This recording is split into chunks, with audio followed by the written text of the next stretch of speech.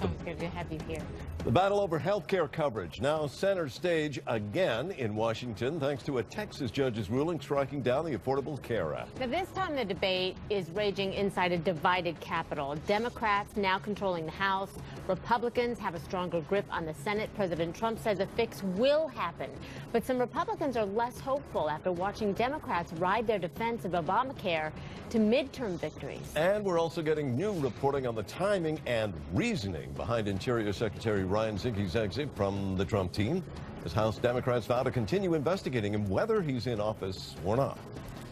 But we begin this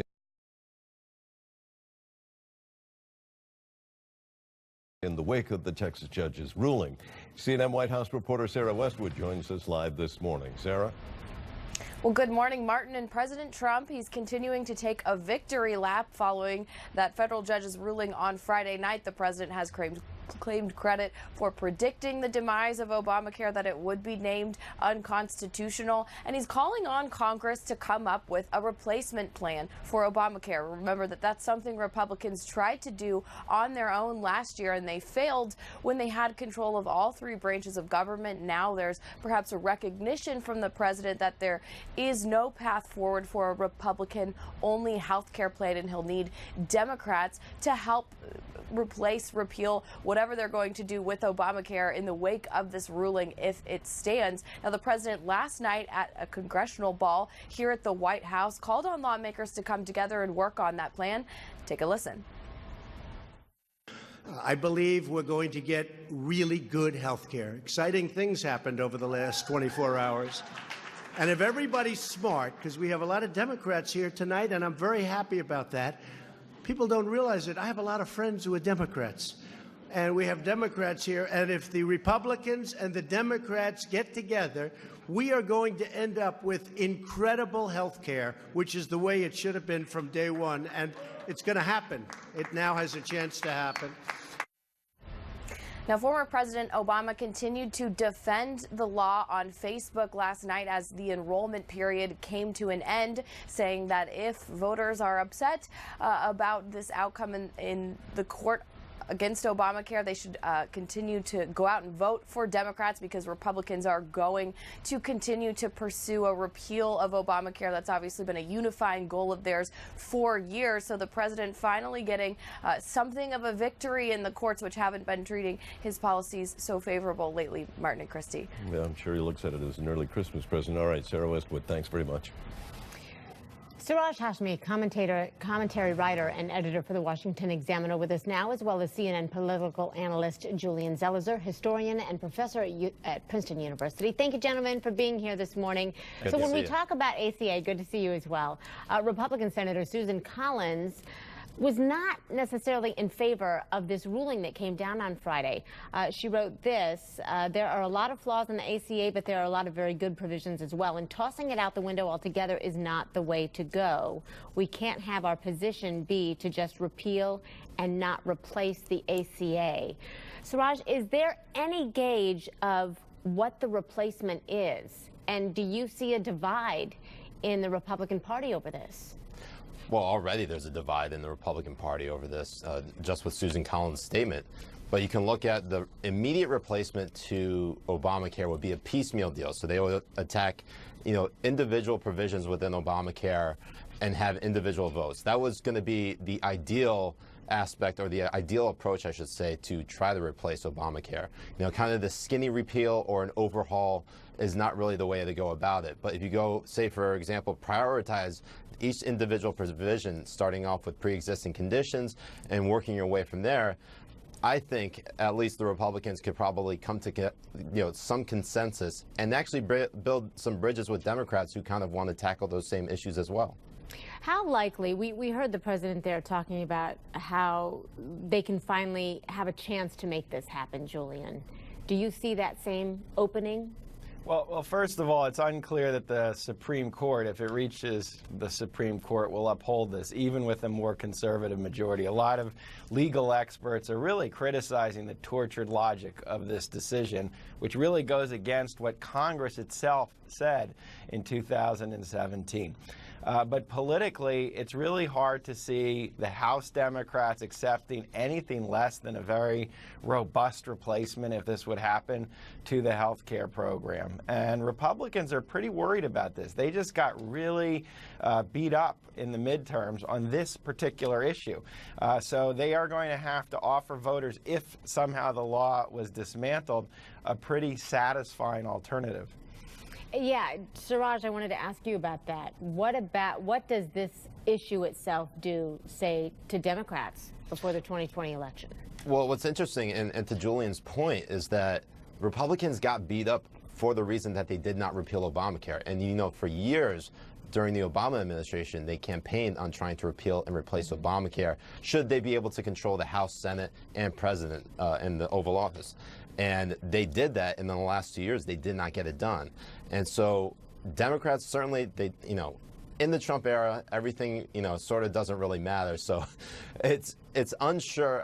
I'm not sure whether this is a gift for Democrats or not, because, you know, every, you know, fumble that happens in the Trump administration happens to be a gift for Democrats, but Trump somehow manages to recover. So if 2020 ends up being about health care, if that's the primary issue, you know, Democrats have a really good chance of taking back the White House. But again, it all comes down to messaging. It comes down to the ground game, and they have a lot of work to do. Well, and there are some interesting enlightenments, I guess, coming out of a new CNN poll in Iowa.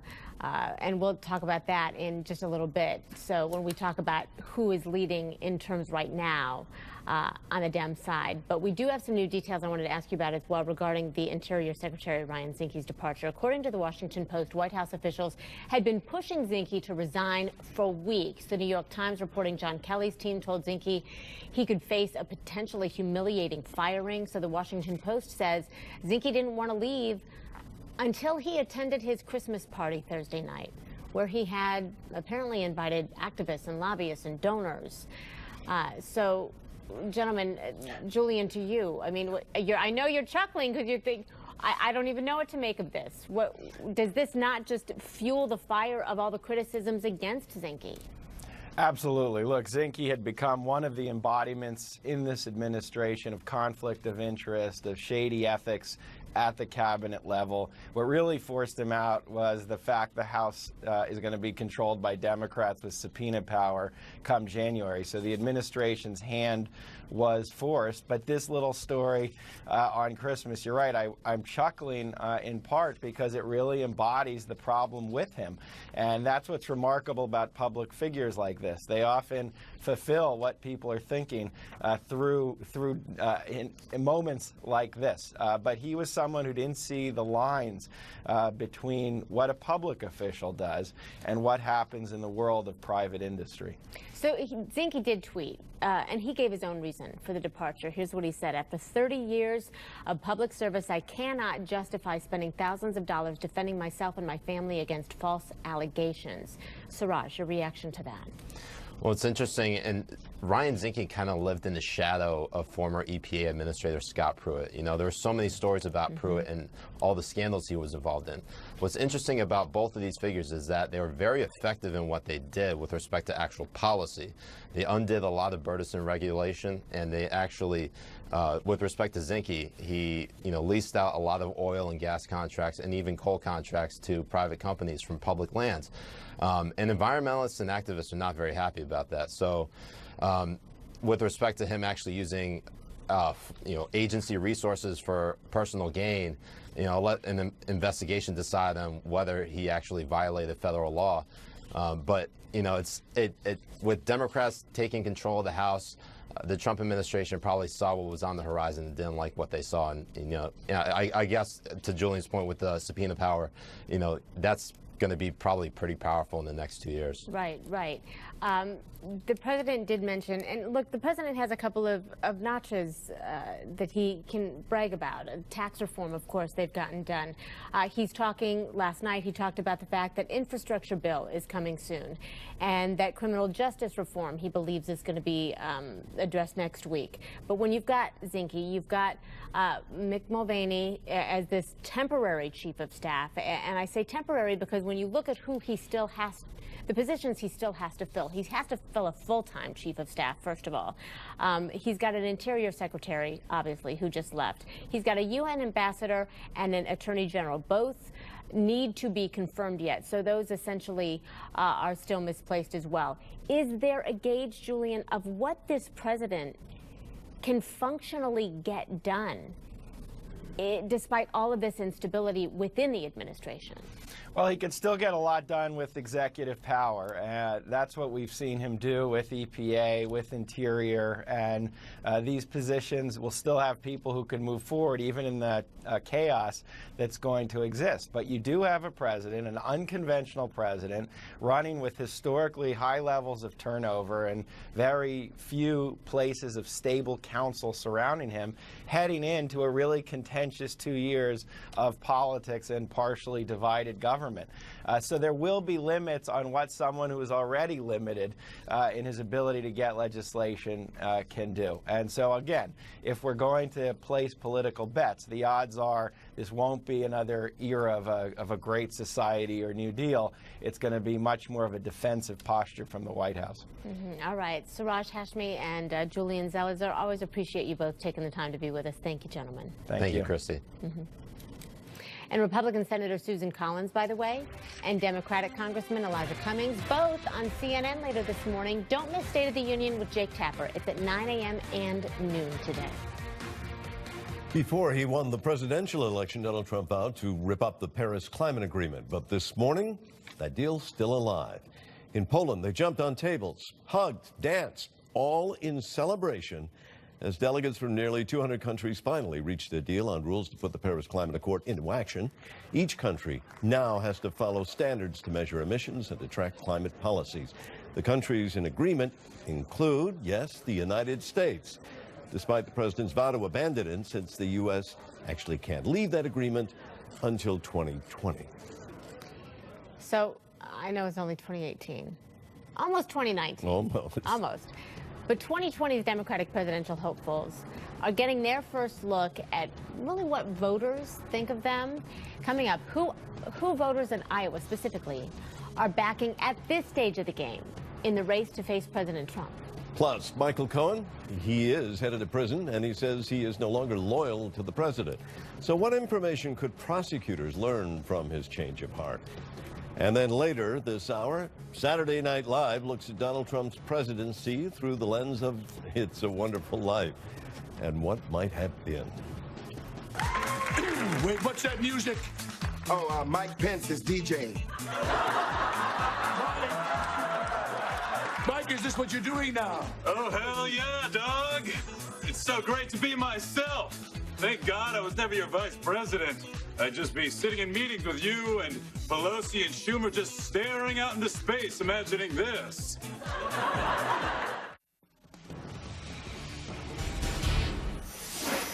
Well, President Trump's right-hand man, Michael Cohen, of course, going to prison, and his cooperation with prosecutors could spell trouble for the president.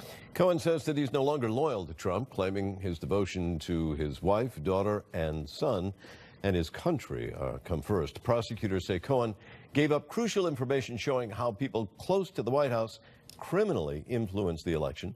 And Democratic Senator Kirsten Gillibrand says Cohen's sentencing could mean trouble for Trump and his family.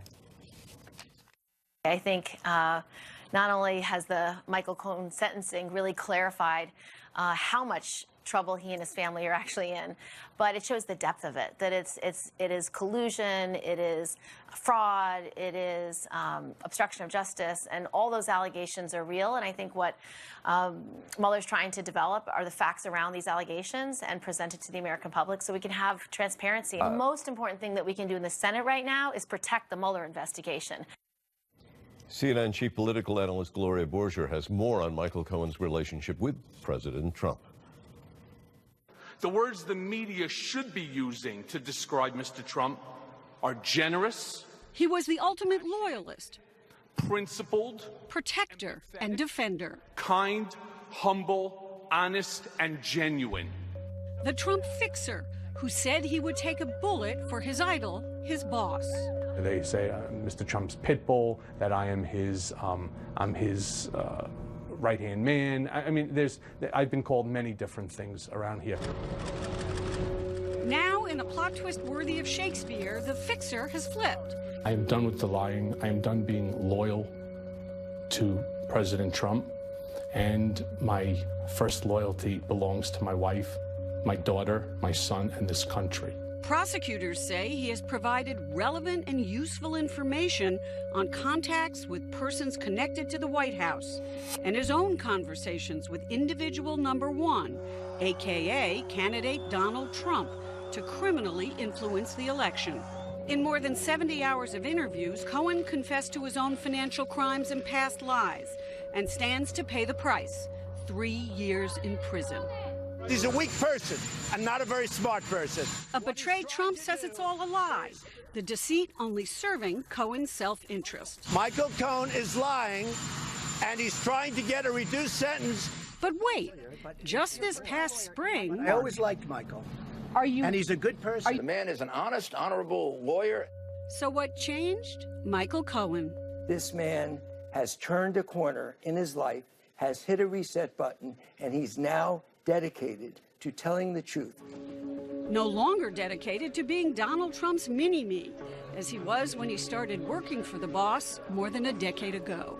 Michael was, I'd always like to say, the Ray Donovan of the office. I'll take care of it. He took care of what had to be taken care of. I don't know what had to be taken care of, but all I know is that Michael was taking care of it. He's the guy that you could call at 3 in the morning when you have a problem. Do you know stories of Donald Trump calling him at 3 in the morning? Donald Trump has called him at all hours of the night. He's not calling now because Cohen is singing, admitting negotiations about Trump Tower Moscow continued during the presidential campaign, while Trump denied having any business interests in Russia and says he was in touch with Trump's lawyers and White House staff as he prepared a full statement to Congress. And Cohen says, at the direction of the candidate, he coordinated payoffs to women accusing Trump of sexual relations, even releasing a secret recording about one of them. When it comes time for the financing, which will be... Listen, what financing? All part of the job. My job is I protect Mr. Trump. That's what it is. If there's an issue that relates to Mr. Trump that is of concern to him, it's of course concern to me. And I will use my legal skills within which to protect Mr. Trump to the best of my ability. It's going to be my absolute pleasure to serve you with a $500 million lawsuit.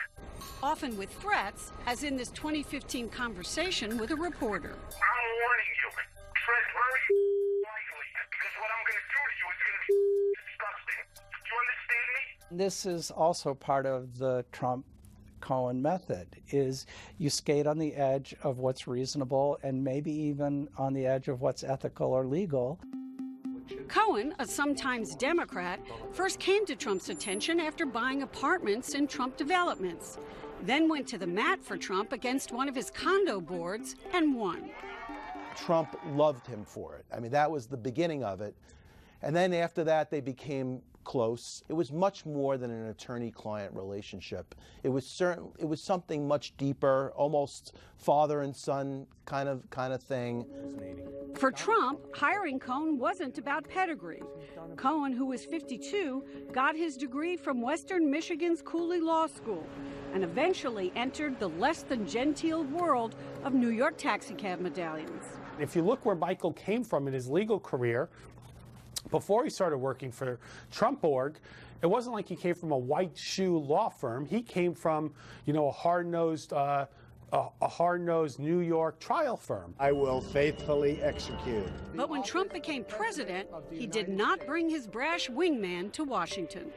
Do you think he wanted to be in the White House, be White House counsel, or? There must have been a part of him that was dreaming of a great job at 1600 Pennsylvania Avenue. But he's also the guy who not only knows where all the bodies are buried, he buried a lot of them himself. And that, ironically, disqualified him. Maybe from working in the White House, but not from working with Bob Mueller.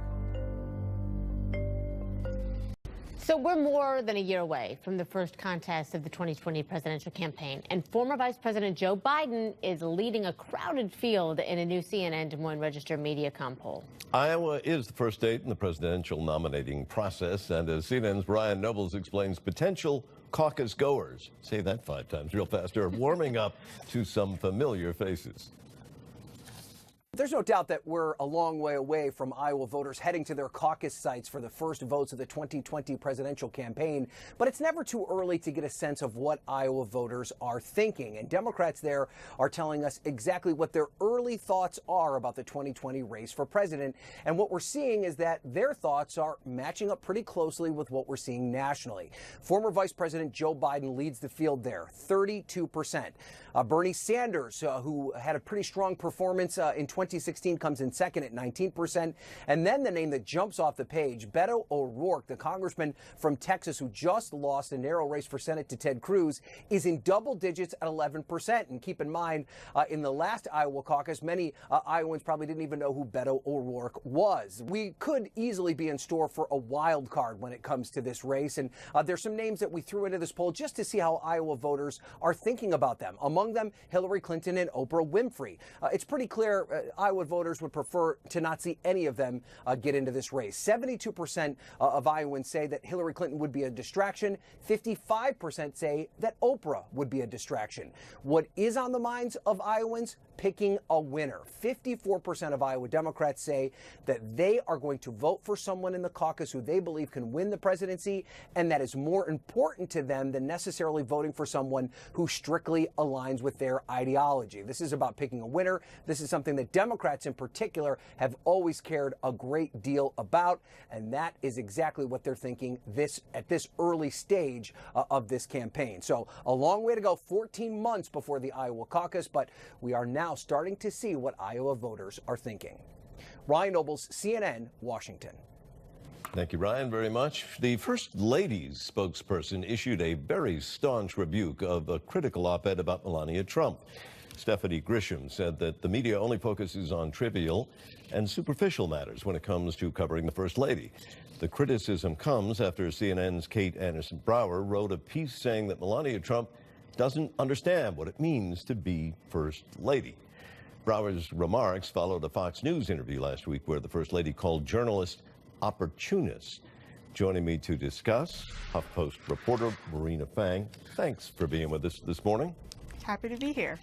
Brower's piece claims the more Melania Trump becomes vocal, the less that people like her. A recent CNN poll shows that her popularity has dropped double digits from 2 months ago. And I'm wondering, what do you attribute that to? What do you think is going on here? Well, with a lot of polling, it's hard to pinpoint one factor or one sort of catalyst, but I would say the overall trend with her is, for a while we saw her kind of in the shadows, not really being active, and now I think she's trying to figure out her role as First Lady, and as she does that and makes more public appearances and works on her initiatives, she's becoming a lot like her husband. She's taking on a lot of the same qualities in terms of dealing with the media, dealing with press coverage. That statement from Stephanie Grisham is like a lot of the statements that she has put out on behalf of the First Lady, and also the First Lady herself has made, which is, criticizing the press, lecturing reporters for not covering the First Lady positively, not unlike the way the president sees the role of the press, which is to cover him favorably. Mm-hmm. When asked, what was the hardest part of being First Lady, this was Melania Trump's response. Listen. I would say the opportunists who are using my name or my family name to advance themselves, they like to focus on the gossip, and I would like that they focus on the substance and what we do, not just about nonsense. Now, Brower claims that, she played victim here and could have used this opportunity perhaps to highlight more of her work with children, the less fortunate, military families, something she was doing just prior to that interview. Is it a fair criticism? I think it is. I mean, we've seen her, for example, her signature issue right now is the Be Best initiative, focusing on cyberbullying and online safety. But it's difficult to make that a priority when, the hypocrisy is very clear with her husband. Sometimes simultaneously as she's doing some kind of Be Best event, he's on Twitter launching his ad hominem attacks, and it's pretty unavoidable to cover the hypocrisy. And so yes, while she wants, certainly she wants the media to cover the event, it's hard to cover that event and ignore the hypocrisy. Her husband is unpopular in a lot of circles, and I'm wondering whether that reflects and falls back on her as well. I don't know that there's a direct link. You know, unfortunately, the role of the First Lady is often under a lot of sexist and gendered criticisms. It's a role that, for anyone, including her, is difficult to navigate. It's a role that's very much undefined. It really depends on the person in it, and also, in some ways, depends on the president. I do think, though, going back to what we were saying earlier, is that she's really taken on these qualities of her husband, and I think that can contribute to the negative perception of her, just like, you know, certainly her husband is an incredibly divisive figure. Mm-hmm. All right. Marina Fang, thank you very much for joining us this morning. Well, the oldest sitting justice of the Supreme Court back in the spotlight with an update on her health, more than a month after falling and breaking 3 ribs at her office. Look at that, 85-year-old Ruth Bader Ginsburg sat down for an interview in New York and said that she's feeling much better. How's your health? It's fine, thank you. And those ribs you busted? Almost repaired. That's good.